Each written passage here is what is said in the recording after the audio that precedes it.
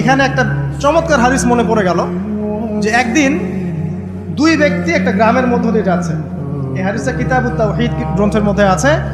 দুজন ব্যক্তি একটা গ্রামের মধ্য দিয়ে যাচ্ছে। সেই গ্রামের মানুষরা মূর্তি পূজারী।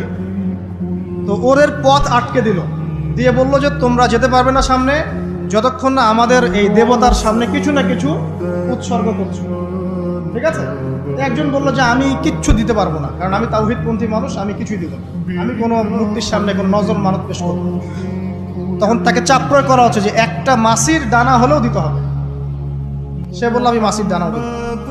তখন তারা সবাই মিলে তাকে ধরে হত্যা করল। নবী সাল্লাল্লাহু আলাইহি ওয়াসাল্লাম বলছেন এই ব্যক্তি জান্নাতে চলে গেল। আর যে দ্বিতীয় বন্ধু, সেই বন্ধু বলছে আমার কাছে কিছু দেওয়ার নাই।